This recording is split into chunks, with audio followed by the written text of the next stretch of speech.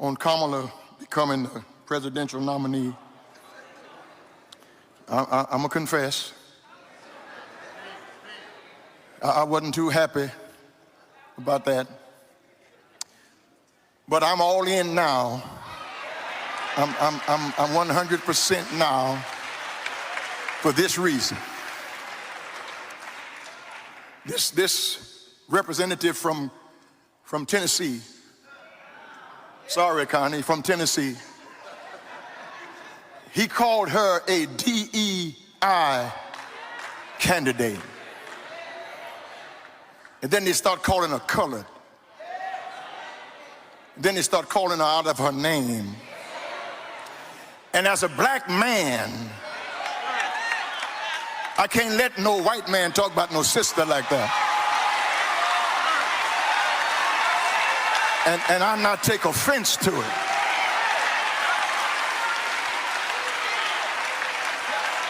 Because who is more disqualified than Donald Trump?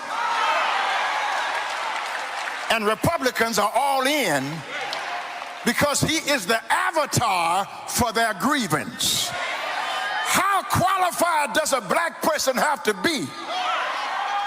Graduated at the top of her class at Howard, went to law school, was Attorney General of a state, a United States Senator, a Vice President of the United States, but she's not qualified? I'm all in. Because I'm not going to let any white man tell me how I ought to feel about a black person. Stony the road we've trod. There's something that happens when a black woman achieves success and especially power. Some people feel the need to humiliate her. We've seen it in our own lives with our mothers, wives, sisters, friends, leaders who have achieved success. They have to overcome this on the way.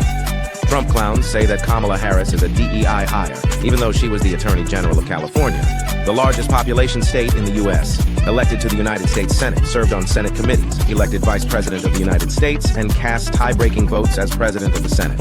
They say she's inexperienced, she's not black, she slept her way to the top. You name it. It's ugly, but it's expected. There's a new insult out this week that her and her husband have been using towards you, calling you weird. Does that hurt your feelings? How do you feel about that? Does that hurt your feelings? How do you feel about that? Does that hurt your feelings? How do you feel about that? Let me get your thoughts on this, because J.D. Vance is now out there, the running mate to former President Donald Trump, and he's trying to set the record straight, Steve, calling out the left's lies over these resurfaced comments. This is Sunday night in America. Listen here. I do think that being a parent actually has a profound effect on somebody's perspective, and we should honor and respect that. But there are a whole host of people who don't have children for a whole host of reasons, and they certainly are great people who can participate fully in the life of this country. And that's not what I said, Trey. If you look at what the left has done, they have radically taken this out of context and, in fact, aggressively lied about what I've said. What I do think is true, Trey, and this goes to the heart of what I was talking about 3 years ago in those comments, but it's going to be something I continue to talk about, is that the left has increasingly become explicitly anti-child and anti-family. They've encouraged young families not to have children at all because of concerns over climate change. They've suggested that people who do have children are somehow being selfish, when I think being a parent is actually the most selfless thing that you can do, and again, really does transform your perspective. So this is not a criticism, and was never a criticism, Trey, of everybody without children. That is a lie of the left. It is a criticism of the increasingly anti-parent and anti-child attitude of the left. I think that he was on a podcast where he was asked about AOC's statement that she said in the past that, I don't know about having kids with climate change in the world and turbulence, and that was his response to it.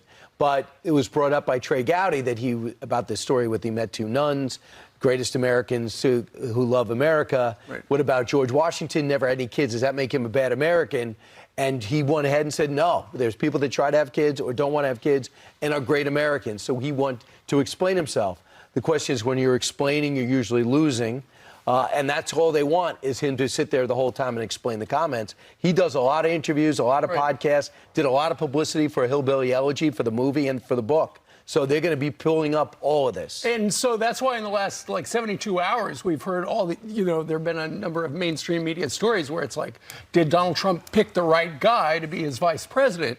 And obviously, speaking to Trey, he did further explanation of the childless cat lady's comment, and he doubled down on what his intent was. But nonetheless, we had Donald Trump on the show last week, and we asked him about, are you still 100% behind J.D. Vance? And he said, absolutely. And I saw something from the campaign responding to, there's some suggestion that Donald Trump could fire him in the next 10 days. Well, that's what Senator Schumer wants him to do. Right, exactly. Because he's always looking out for Trump. And so, right. And so the campaign has shot back. Look, that's not going to happen. Right. He's 100% behind J.D. He's doing great on his speeches. Although we all know to never rule anything out these days. It's really kind of fascinating this Monday. Let's deal with Fox News. Fox News traditionally has been what you would say a firm fan of Trump. Oh, nearly get run over here.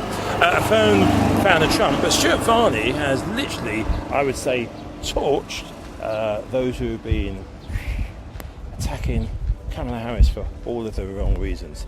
Nothing to do with her political views, which you would think, okay, that's understandable, but literally because she's a female. Calling her dumb. That's what some of the Trumpy Trumps have called Kamala Harris dumb. It's just total, absolute, fabricated garbage. Need to do that. The other thing I would just say, Maria, just being down here in Florida, that Harris just announced that somehow they're going to make a play for Florida. They tried to show there was 100 golf carts at the Villages retirement community rallying for Harris, which, is like a small fraction of the number of golf carts going to every morning tea time at the Villages. Florida is off the map. When I was elected governor, there were 300,000 more Democrats in the state than Republicans. We are approaching, and we will have it by November, 1 million more registered Republicans than Democrats. So I would invite the Democrats and Kamala. We have the top-rated economy in the country of all 50 states. Spend your money down here. It's the equivalent of lighting it on fire, but I welcome that. You are not going to win Florida. You're going to run into a big red brick wall. If you're a French citizen, you must be even more offended if you're a French Christian. Well, I've talked to a lot of parents who have some very sad kids because they wanted to watch the opening ceremony, and you deprived them of that, France. So well done. So I think we're being really kind and gracious by just calling you weird. And frankly, J.D. Vance, just dumb Vance, is pretty weird because Where did you get that from? No, I tweeted it out 2 days ago. Yes, but where did you hear it the first time? Well, I heard it from you today.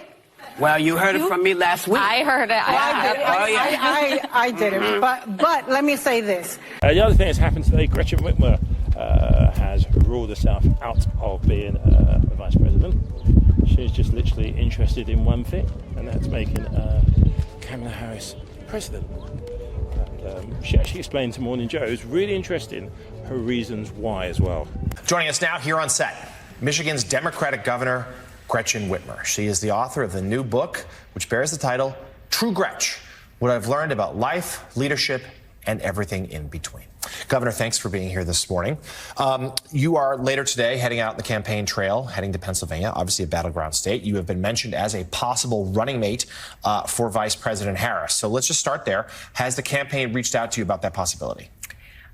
I have communicated with everyone, including the campaign, that I've made a commitment to serve out my term as governor in Michigan. I can be an excellent ally to a President Harris, and I can be a great co-chair of the Harris campaign from my place as governor. So I am not a part of the vetting. Okay. Well, thank you for clarifying that once and for all this morning. Our trust has been broken in our leaders, in our institutions, even with some of our friends. And we are hurting.